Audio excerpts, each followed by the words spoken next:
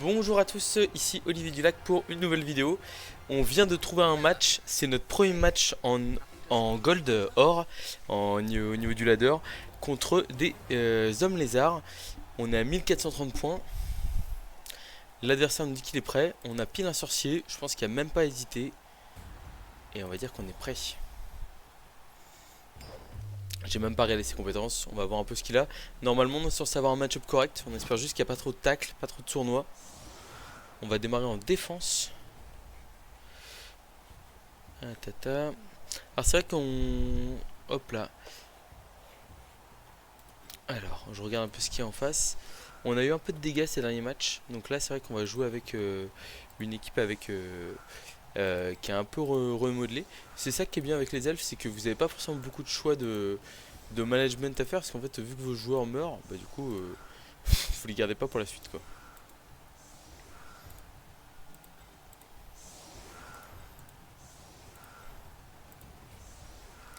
On va mettre un assassin sans rien sur la loss. Parce qu'on n'a pas beaucoup mis à mettre. Quoique si, on va quand même mettre un blitzer classique. On va essayer de protéger un peu les assassins au cas où. Et donc avec le sorcier, il va falloir qu'on prenne l'avantage assez vite. L'adversaire qui joue 4 lances. Bon, il a plein de compétences assez basiques, hein. Bloc châtaigne, bloc stabilité. Qu'est-ce qu'il a sur les skinks? Je crois qu'il a pas beaucoup de compétences sur les skinks. Voilà. Au moment où vous écoutez cette vidéo, ah si, il a un petit skink ici qui a sprint apparemment, je crois. Là, il a un. Oula, lui, il a quoi lui? Il a clé de bras, garde, stabilité. Donc, on va avoir du mal à le bouger. Le Croxigore qui a bloc garde, qui va être assez embêtant aussi à faire bouger. Mais qu'est-ce qu'on voit dans l'équipe d'en face? On voit un seul tacle. Et quand nous, on a un 2. On a quoi? On a un 2 3 4 5 joueurs avec esquive. La queue prehensile et le tacle ne pourront pas être partout. Et donc on compte bien en profiter. Au lancement de cette vidéo, lorsque je l'enregistre là ce lundi soir, normalement elle sort mardi matin, on est à 699 abonnés, bientôt la barre des 700, c'est franchement, c'est franchement génial. J'espère que j'arrive à toujours vous fournir du contenu qui vous intéresse. J'ai l'impression que ce qui plaît le plus, c'est les matchs expliqués où j'essaie de donner un peu mon point de vue et ce qui se passe dans ma tête en fonction de certaines situations ou certaines stratégies que j'essaie de mettre en place.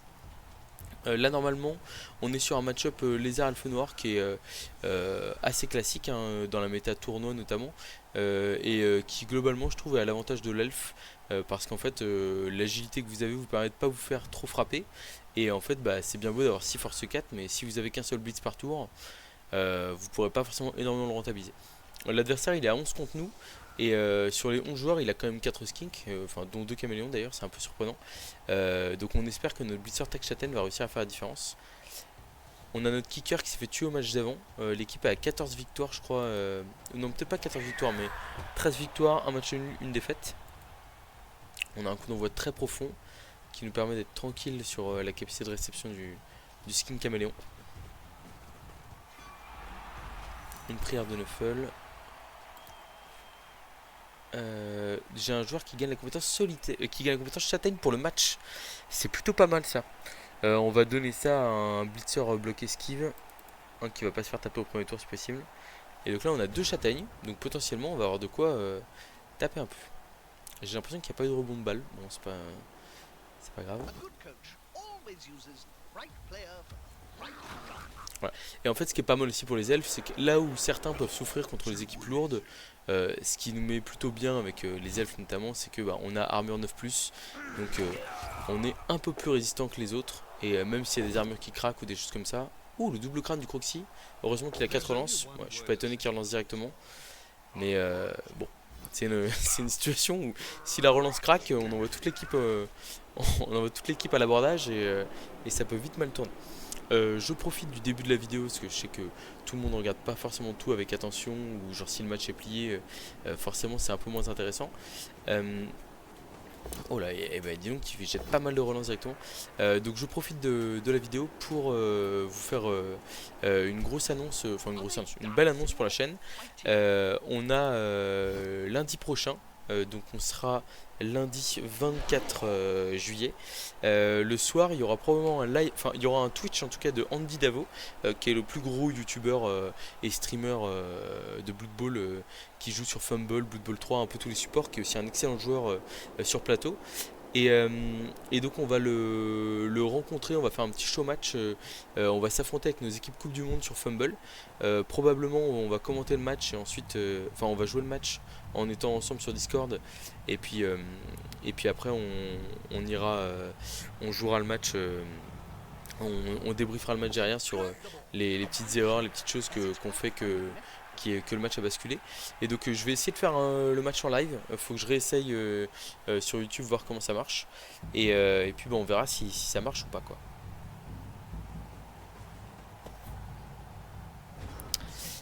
Alors, comment est-ce qu'on se débrouille ici? On a l'adversaire qui a claqué 2 relances tour 1. Donc je vous avoue que j'ai très envie d'aller le chercher directement sur les skinks en plein milieu de terrain. Et pour ça, c'est pas si compliqué que ça. Il me faut 2 soutiens ici.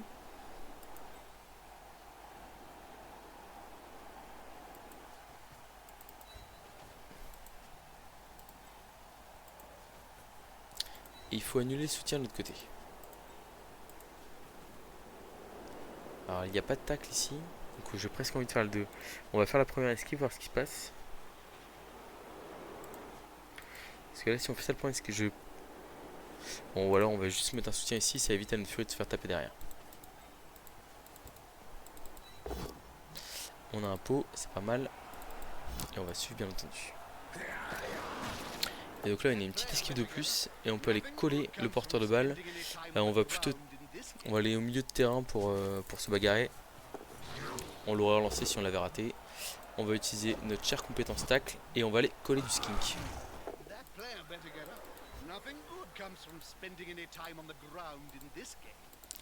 Une petite esquive de plus sur sable ici.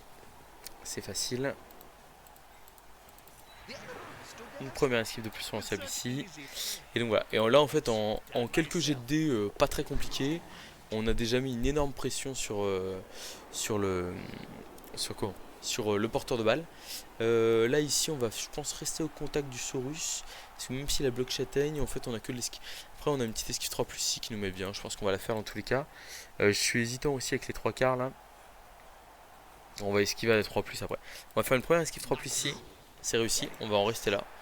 Même si on pourrait faire le double esquive de plus, si je l'aime bien, pour aller embêter. Parce que sinon Skink fait un soutien et en plus on met une glissade contrôlée près de la balle, j'aime beaucoup. Et là on va esquiver à 3+ ici. Si on rate, on ne relance évidemment pas. Voilà, et donc au final on n'a pas cramé de relance. On aurait presque pu... Enfin là potentiellement on est sur un tour où on a mis beaucoup de pression. On n'a pas pris de dégâts. On va laisser... Enfin les skims peuvent bloquer, mais globalement je pense qu'on va pas laisser grand chose en blocage à ce tour là. Et donc ça veut dire que potentiellement dès le prochain tour on a un sorcier qui peut nous donner le match, je vais pas dire quasiment gratuitement, mais là la pression elle est assez lourde sur les épaules de l'adversaire, qui démarre son tour en faisant des rushs. Et puis le porteur de balle collé à un tacleur, ça fait pas plaisir. Donc il a une belle équipe, hein, l'adversaire.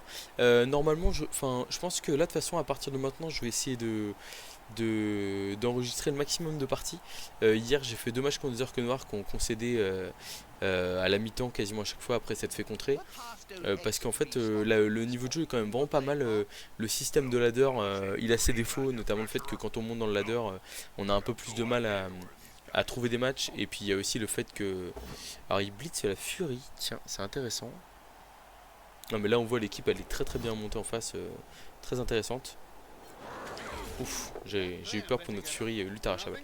Mais oui, donc le ladder il a ses défauts, mais il n'empêche que le niveau de jeu proposé globalement est très intéressant. Et les équipes sont bien montées, là on affronte que des belles équipes, etc. Donc c'est vrai que c'est assez... je trouve que c'est assez intéressant de suivre les matchs, et je pense que ça peut vous intéresser. Donc il est probable qu'on essaie d'enregistrer un maximum de parties. Euh, ouais, donc je disais lundi prochain, probablement au début de soirée, 19-20 heures, soirée avec Andy Davo. Donc je serai sur Twitch, probablement sur sa chaîne. Je sais pas si je vais pas essayer de lancer un live YouTube en même temps pour voir à quoi ça ressemble déjà, rien que ça. Et puis voilà, je suis à peu près sûr que je vais utiliser une boule de feu sur ce tour-là, je pense.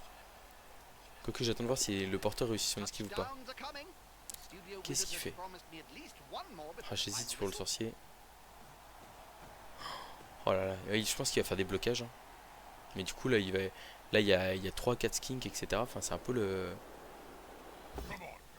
Oh là là, le poskull là. Je pense que dans tous les cas, on va utiliser la boule de feu sur les joueurs à l'arrière là. À moins qu'il esquive avec son porte-balle. Mais où est-ce qu'il envoie son porteur de balle là? Aïe.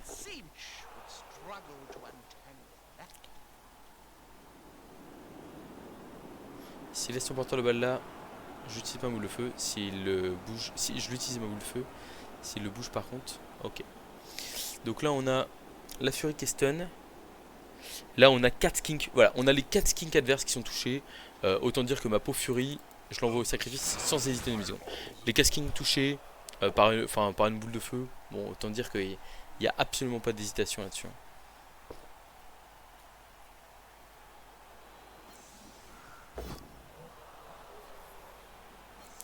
En fait ça part KO, voilà, donc là on voit le porteur de balle au milieu de la NAS. Il va se prendre. Donc là, en fait, en plus, ce qui est pas mal, c'est que si on le blitz comme ça, on peut lui mettre 2 dés et après lui remettre 2 dés au bloc tacle. Autant vous dire que c'est pas mal. Double flèche. Donc il faut juste qu'on le repousse bien.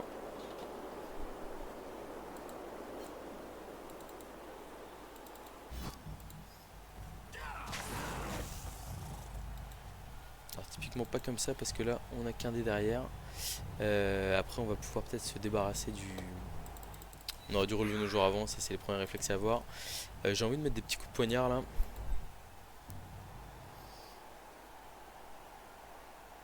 Alors là par exemple si lui il arrive à mettre son coup de poignard sur lui. Oh là là, ça me régale. Ça me régale. Un KO là-dessus, c'est très très fort. Donc, à ceux qui critiquent les assassins, j'ai prévu de faire une vidéo de façon spéciale sur eux. Clac, ça c'est bon. Donc là on va se relever, hein. Hop là. On va se relever un peu partout parce que le but ça va être de mettre le maximum de pression sur les Saurus. Maintenant qu'ils sont à -3 sur le terrain, il faut terminer ça, récupérer le ballon et ne pas le laisser marquer, ce qui pourrait lui permettre de revenir dans le match. Alors, on va faire une petite de plus ici. Et donc on va essayer de mettre à terre Ok, donc là on a un pot, c'est pas mal. Alors seul problème ici. Oh là là, on passe à un nombre d'armures là, c'est impressionnant. Il faut absolument rentabiliser ce tour, le porteur de balle doit tomber par terre. C'est nécessaire, c'est le cas. On passe l'armure du skink. Une blessure au passage. Voilà. C'est la différence de valeur d'équipe qui fait une nouvelle fois une grosse différence, hein. On a récupéré le ballon, c'est pas mal. On va esquiver ici. Même si on se colle à un bloc tacle, c'est toujours bien de neutraliser le seul Saurus qui peut faire tomber facilement le Bludger. Et voilà. Les cerfs-volants, ça doit être une équipe française avec un excellent jeu de mots. Bon, il m'a l'air assez mal embarqué dans le match.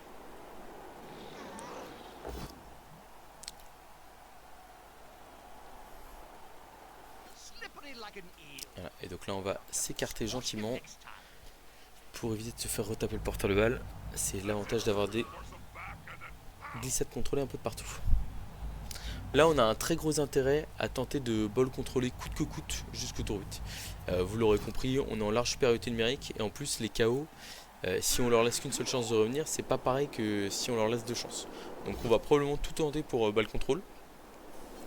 Et c'est pas dramatique si on prend un peu de dégâts ou même si on ne marque pas. Enfin, là, on est dans une situation où je préfère presque je préfère le 0-0 à la mi-temps. Enfin, le 0-0 à la mi-temps est vraiment intéressant si ça permet qu'il n'y ait pas de KO qui reviennent. Alors évidemment, on a récupéré le ballon, donc je m'en voudrais de pas marquer. Mais bon, oh le Croxy qui fait. Et en plus, il arrive à le relancer, mais bon, utiliser la relance là, ça me paraît un peu gourmand. Bon, ça passe assez mal pour lui, j'espère juste qu'il va pas déclarer forfait, parce que c'est quand même du pex pour nous.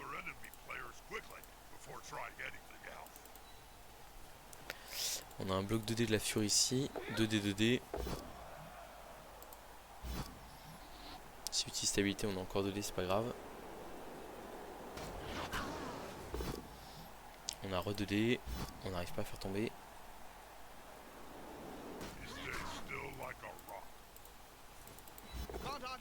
Bon, on a un pot avec la châtaigne.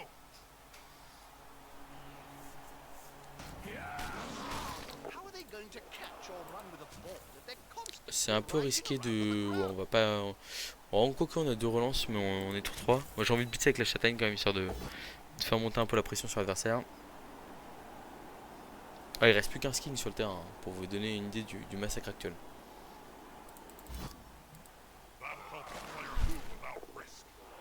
Alors ça c'est des joueurs qui n'ont plus besoin de pexer, donc si on a moyen de le faire faire une petite transmission, on le fera.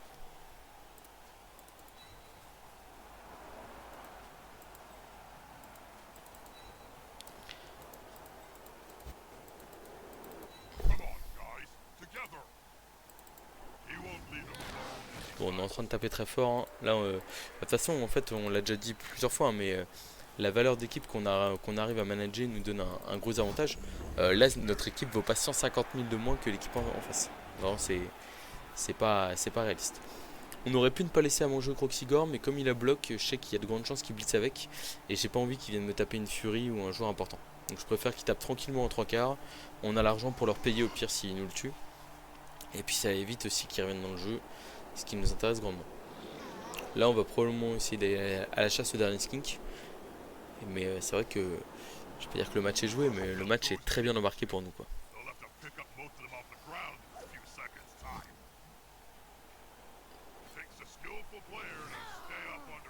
Ah, le feu noir c'est vraiment un roster qui permet de jouer très agressif, d'aller coller l'adversaire.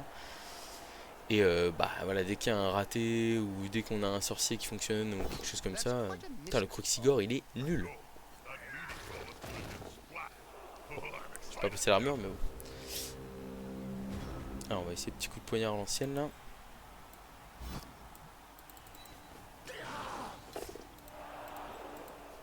on a qu'un dé parce qu'il y a un joueur qui nous gêne derrière. Clac. Bon, les Saurus en infériorité numérique, enfin, ils vont avoir les pires difficultés du monde de nous arrêter.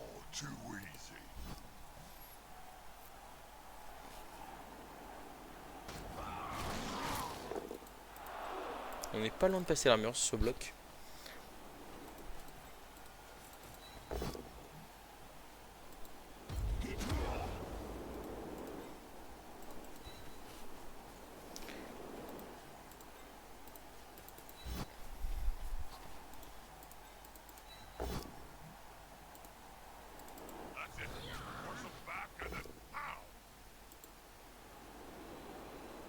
C'est un peu embêtant là, notre Fury qui va prendre 2D dans un bloc tacle, mais bon. Elle avait qu'à réussir son action.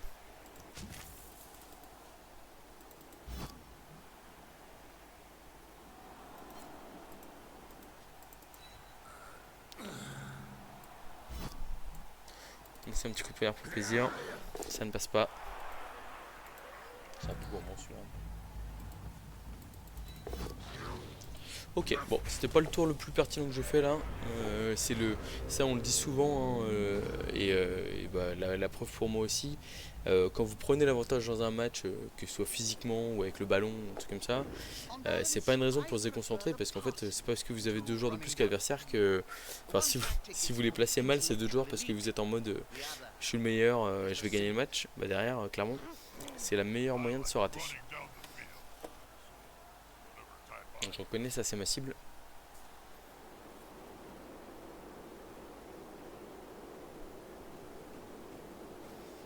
Ah, il va essayer de nous taper au maximum pour préparer la deuxième mi-temps, je pense. Ouais, donc ouais, pour revenir sur l'annonce avec ce cher Andy Davo, on va avoir, je pense que ça peut être intéressant pour tout le monde parce que il va jouer ses cornes pour la World Cup. Donc c'est un roster qui est vraiment très surprenant. Enfin, c'est un roster auquel on ne s'attend pas forcément. Et pour le coup, il y a vraiment, enfin, Il y a vraiment un gros potentiel avec, mais c'est vrai que c'est difficile de, c'est difficile de se projeter avec en mode compétitif. Et pourtant, je sais qu'il les a emmenés en Espagne cette semaine et que ça s'est très bien passé pour lui. Donc on va essayer de faire un match un peu comme je fais sur Football 3 où je vais expliquer au fur et à mesure le pourquoi du comment, etc. Je pense qu'on sera, à mon avis, on va le faire en. Je pense qu'on on fera on jouera peut-être, on jouera en même temps, mais on sera peut-être pas en train de parler en même temps de ce qu'on est en train de faire. Mais par contre, derrière, on fera quand même le nécessaire pour débrief le match et que ce soit intéressant pour tout le monde. Alors, on est pile à portée du skink là-bas. On n'a pas de collimètre 3D, donc on va y aller à 2D tranquillement. On n'a pas de peau. Dommage. On va aller couvrir notre joueur derrière. On a quelques esquives à faire.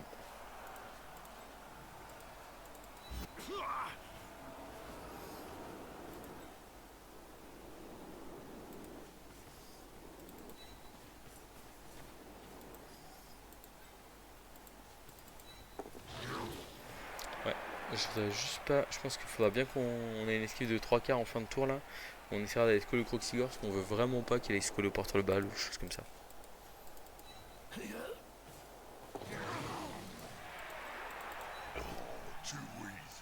Ah, ça c'est dommage. C'est-à-dire qu'on va avoir qu'un dé derrière. Il ne se trompe pas. Et on a un crâne derrière. On garde nos 2 relances précieusement. C'est pas grave. Bon, les relances, c'est beaucoup plus précieux que notre Fury toute jeunette qui n'a même pas de compétences pour l'instant.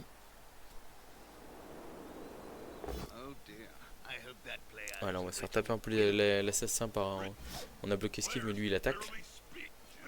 Bon, ça va, ça tient. Je compte aussi sur son absence de relance hein, pour gagner. Enfin, pour gagner des tours notamment. Puis, de toute façon, le Croxigore, pour l'instant, vu le match qu'il nous fait, j'ai envie de dire, on n'est pas hyper inquiet. À savoir 2 doubles crânes sur des blocs 2D, un crâne sur un bloc 1D. Bon, au moins il s'active tout le temps, mais s'activer pour faire ce genre de play, ça ne fait pas rêver. Bon, en tout cas, il y a la volonté chez l'adversaire de. Ça s'accroche, hein. Ça vient coller le porteur, etc. Donc là-dessus, au moins, on est admiratif.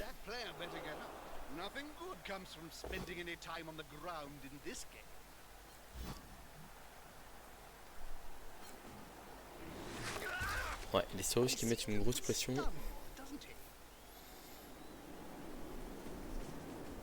Alors je suis pas fan de ça parce que ça veut dire que ça nous laisse le blitzer sans souci. Par contre ce qui est pas mal c'est que le ball control derrière est pas forcément très simple.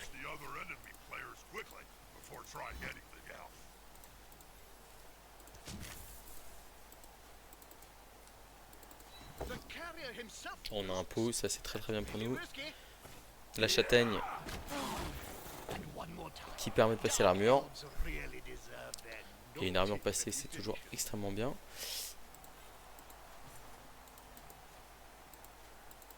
Là, ici on a des petits de plus un peu partout pour verrouiller un peu la balle. Là on a un tacle donc on va pas esquiver. On a un tacle donc on va pas esquiver. Donc là la prochaine étape c'est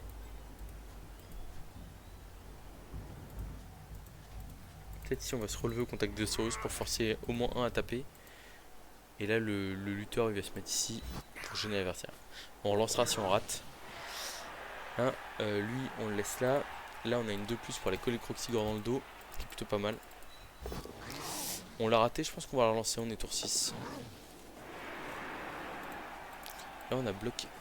Ah non il y a garde chez Croxigore. On va tenter le 2 décompte pour s'écarter. Non de toute façon il a stabilité. Donc on va tenter l'esquive 3 plus. Hein.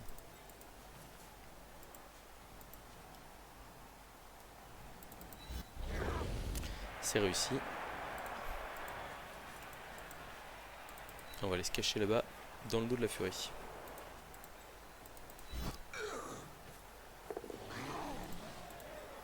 Les 2 assassins qui se font la malle. Et donc on arrive à s'en sortir.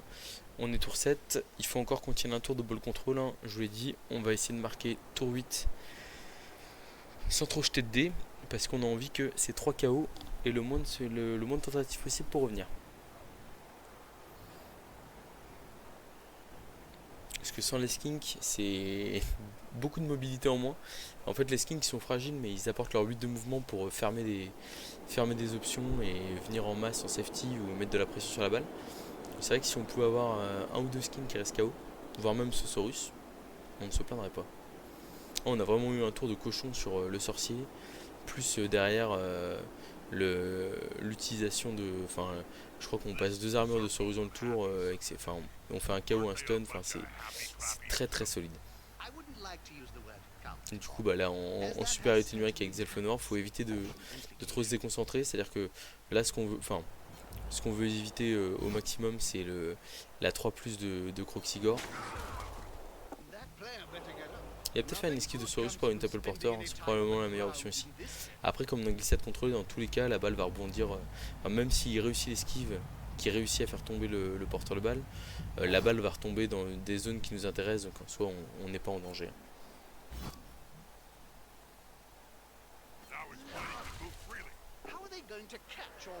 Bon, le 9 plus qui nous sauve encore.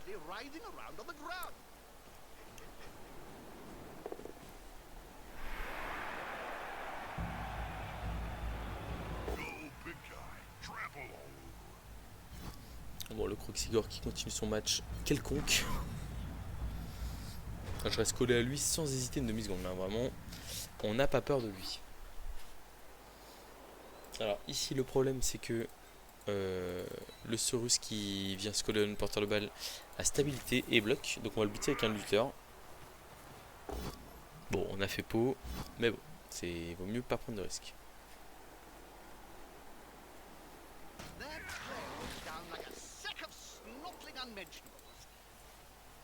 Là, on va couvrir la balle gentiment. Est-ce qu'on va faire une transmission à notre blitzer ici c'est un 2+, et ça nous permet... On va relever un 3/4, bon, il va prendre un bloc gratuit. Ce sont des choses qui arrivent dans le business. On a la balle, là ici on reste collé. Hop là, une petite esquive pour se replacer. Et ici pareil.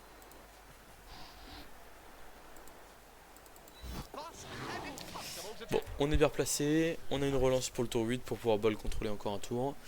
Normalement, ça c'est un match qui démarre bien. Bon, je pense que comme d'habitude, si j'arrive bien à marquer tour 8 et à contrer, et à marquer rapidement, même si on n'est pas obligé de le faire, je pense qu'on coupera la vidéo parce que pour le coup il n'y aura plus trop d'intérêt à suivre. Mais on le voit, le match-up avec les lézards, en fait le problème comme je l'ai dit, hein, c'est que oui, il a plein de force 4, dans plein de match-up lourds ça lui donne un avantage énorme, mais en fait son porteur de balle c'est un petit kiki force 2 qui en plus peut se faire sortir beaucoup plus facilement du terrain que nos elfes. Et il en a quand même 4 sur le terrain. Et avec les elfes en fait on est capable de contourner les Saurus et d'aller mettre la pression sur ces fameux skinks. Et bah mine de rien, une fois que les skinks se font taper, si vous arrivez à laisser le 1 blitz par tour à peu près et que vous arrivez à mettre la pression sur les skinks, bah en fait c'est vous qui gagnez à la fin l'impact physique. Et derrière on est pas mal sur le côté bah voilà sur le côté comment, sur l'impact physique. Donc on se retrouve à 11 contre, enfin là, bon, là c'est très très fort, hein, là, on se retrouve à 11 contre 7, c'est vraiment beaucoup et le sorcier nous a énormément aidé là-dedans, mais en fait il n'y a pas que ça, c'est à dire que il y a le fait que on a réussi à mettre suffisamment de pression sur la balle. En fait le Saurus s'il n'arrive pas à faire rapidement 2-3 sorties, voilà, parce que même s'il fait des KO, hein, des KO vous êtes toujours en mesure de défendre, de rentrer dans la cage. En fait par exemple Elf, je rappelle une nouvelle fois, hein, enfin le Croxigore fait toujours un match catastrophique. Une rentrée de cage avec esquive quand on est Elf ou coureur Scaven, c'est 5 plus lançable, ce qui veut dire 55% de chance de réussir, donc une chance sur 2 de réussir votre action. Et si vous avez réussi votre action, bah en fait vous êtes la balle derrière elle tombe très facilement quoi. Et quand la balle est par terre, l'elfe il est très content. Alors qui est-ce qu'on va poignarder ici? Donc là il y a un garde ici. On n'a pas moyen de ramener un soutien. Je pense qu'on va blitzer et poignarder le skink.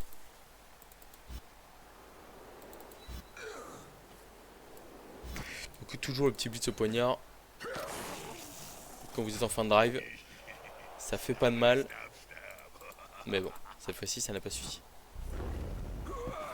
Touchdown avec le blitzer qui était sans XP. 1-0, on est pas mal. Est-ce que les KO reviennent? Hellfest, on est à 11. Et il y a un seul KO sur 3 qui revient. Ce qui veut dire que l'adversaire est à 8 contre 11 elfes en défense. Bon, même si tire blitz, ça va pas être dramatique pour nous. Hein.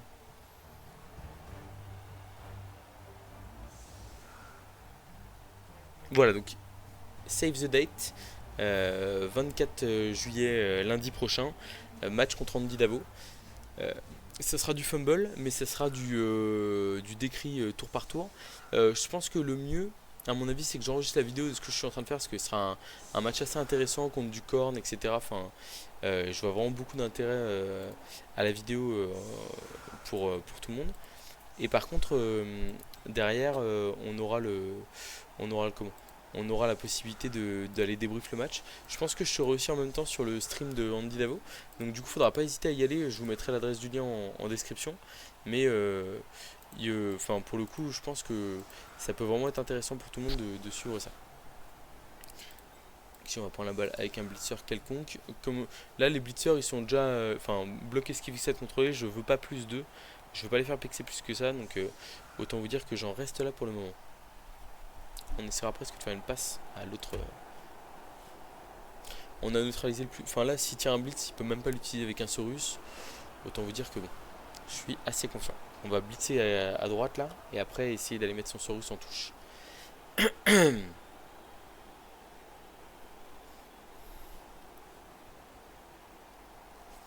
Ouais, je pense que le mieux en termes de format, c'est vraiment le fait d'aller de commenter le match en direct. Et puis potentiellement, si j'arrive à lancer le live YouTube, si vous êtes là, bah, n'hésitez pas à passer pour voir comment ça se passe et ce que vous pensez du match, etc. Et si vous n'êtes pas dispo, il y aura, il y aura le replay le lendemain. Et en plus de ça, il y aura aussi le côté les réponses en direct sur le live de Andy. Donc ce sera en anglais, mais moi j'alternerai anglais et français. Ah bah mince, je suis bête. J'ai pas vu. Oh là, la fatigue. Bon, et bah. Du coup, les deux Saurus avaient stabilité. J'étais en mode, ouais, c'est bizarre, il a pas mis. Enfin, j'ai confondu marteau pilon et stabilité, comme ça m'est déjà arrivé plusieurs fois. C'est pas grave. Et il avait un Saurus derrière pour jouer le ballon. Donc, j'ai été mauvaise langue. Ah, et là, potentiellement, il peut nous faire un play à base de je bouscule ici. Ouais, non, ça va quand même être compliqué. Tac. Donc, on va bien sûr ici pas esquiver le Croxigore. On lui laisse un petit bonhomme à manger. Voilà, et puis l'assassin qui va se replacer pour couvrir le porteur de balle. Et là, on est pas mal.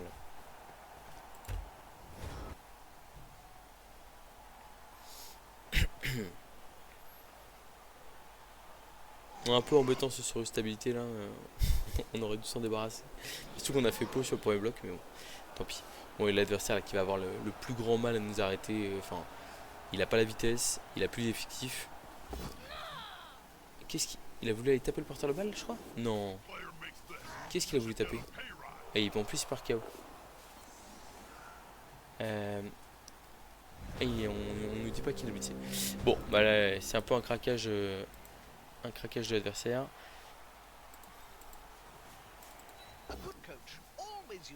On a bloc avec l'assassin, donc on se permet de bloquer à la main. On va essayer de passer par là, même si on n'arrivera pas à le pousser dans le public.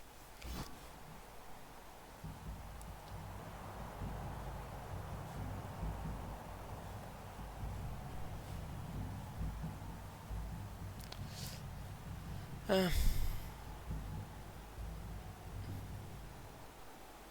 Bon, ça sent l'adversaire qui est en train de lâcher le match là. Ce qui peut se comprendre, ça tente pas très bien pour lui, après c'est dommage. C'est juste dommage. pense qu'on va faire une transmission à l'assassin et qu'on va s'avancer pour les marquer. On aime bien avoir des assassins esquives, avoir un peu d'expérience sur eux. C'est plutôt pas mal. Alors j'ai lu un coach français qui disait qui mettait stabilité sur tous ses joueurs en 1 et qu'il allait à chaque fois, alors là il tire dans sa banque réserve, mais en fait à chaque fois il dépensait tous les 15 secondes auxquelles il avait droit pour comment et pour faire craquer l'adversaire. Bon, je trouve ça assez marrant, mais je rigolerais beaucoup moins si je vais l'affronter en direct. On a foncé tout droit là, c'est pas le play le meilleur ici, mais bon, on va largement pouvoir protéger notre ballon ici. Est-ce que notre tac châtaigne peut atteindre avec 2 paquets, il peut aller taper le skink, le dernier skink peut nous rattraper. Ici on va aller neutraliser comme ce skink au cas où on se rate. Là on va aller se coller au dernier Saurus pour éviter toute mauvaise surprise. Et puis bah, j'ai envie de dire qu'on est pas mal là, même si on rate le blitz c'est pas dramatique. Je pense qu'on relance pas si on rate le premier paquet, par contre si on rate le deuxième on le relance. Bon, tout va bien, on rate pas beaucoup de jet de dés sur ce match pour pas dire pas du tout. Une petite commotion en plus avec le beater tac châtaigne. Bon, on va voir ce qu'il fait de son tour, mais s'il n'arrive pas à m'arrêter et qu'on marque, ce sera la fin de la vidéo. Ce sera très bien. Donc je rappelle de l'annonce encore une fois, Andy Davo lundi prochain. Posez votre soirée, dites à madame de se mettre devant une série. Parce que alors je dis ça, ça n'a rien de sexiste, hein, juste aïe, je me fais frapper en même temps d'ailleurs, et c'est logique. Mais non, c'est une analyse statistique de la chaîne qui prouve que 98,9% de la chaîne est une audience masculine. Donc voilà, c'était pour ça que j'ai dit ça. Aïe, mais bon, c'était évidemment pas nécessaire. Et donc n'hésitez pas à dire à votre conjoint de se mettre devant une série si vous êtes une femme et que vous regardez cette chaîne YouTube avec attention. Voilà. Bref, donc je disais, oui, lundi prochain, match contre Andy Davo. On verra pour la forme exacte. Ce qui est sûr, c'est que lui sera en stream, qu'on sera probablement en train de discuter en anglais. Et donc, ça. Moi, c'est mon tour là. Ouais, ah non, c'est à lui. Salut, Jason. Je suis perdu là. Et donc, ce sera plutôt intéressant à suivre. Bon, l'adversaire est sorti du match. Donc, sur ce, je vous dis à très bientôt pour de nouvelles vidéos. Et puis bah en avant les elfes noirs. La prochaine vidéo sera consacrée aux assassins parce qu'il y a beaucoup de gens qui ont dit du mal. Là on voit qu'ils ont plutôt bien joué. Et j'ai très envie de vous montrer ce que peuvent faire 2 assassins. Même si c'est un peu dur à jouer dans une méta lourde, on voit que ça peut être décisif aussi par mois. Donc voilà, à très vite. Et puis bah, j'espère que vous serez nombreux lundi prochain pour regarder cette petite vidéo. Enfin ce petit live. Allez, à bientôt.